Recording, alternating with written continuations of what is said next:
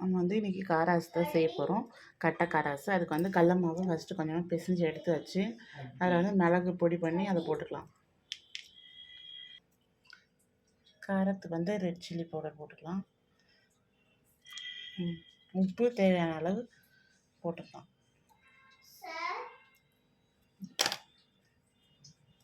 இப்போ எல்லாத்தையும் நல்லா மிக்ஸ் பண்ணிக்கலாம்.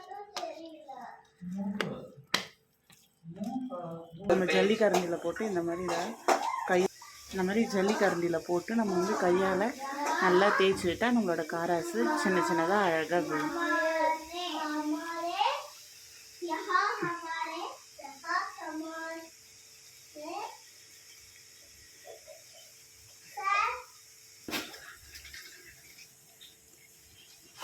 நல்லா கலரி விட்டு வேக வச்சு எடுத்தால் நம்மளோட கட்டை காராஸ் ரெடி.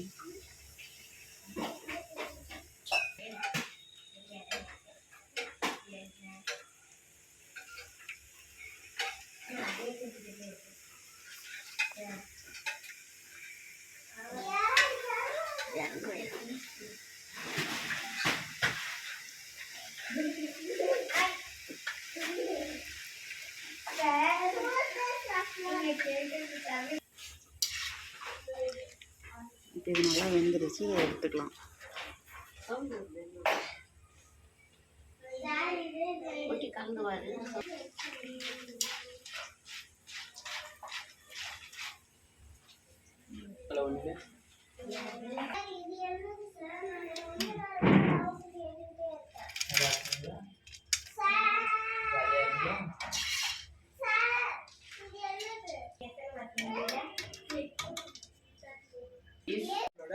நம்ம பிசைஞ்ச மாவு எல்லாமே போட்டு காராசையை பொரிச்சு எடுத்தாச்சு. அவங்க வந்து நார்த் இந்தியன் ஸ்டைலில் கேட்டதால இப்போ இதில் வந்து அப்புறமா காரத்துக்கு வந்து ரெட் சில்லி பவுடர் கொஞ்சமாக ஆட் பண்ணிக்கலாம். அடுத்ததாக பெருங்காயம் ஆட் பண்ணிக்கலாம். ஃப்ளேவருக்காக கொஞ்சமாக பெப்பர் ஆட் பண்ணிக்கலாம். கொஞ்சமாக ஜீரகத்தூள்,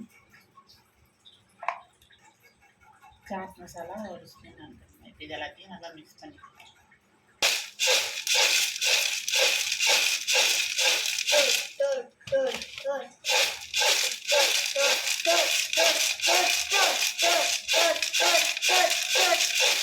மசாலாலாம் நல்லா மிக்ஸ் பண்ணியாச்சு. அவ்வளோதான் ஃப்ரெண்ட்ஸ், நம்மளோட காராஸ் சேவ் ரெடி.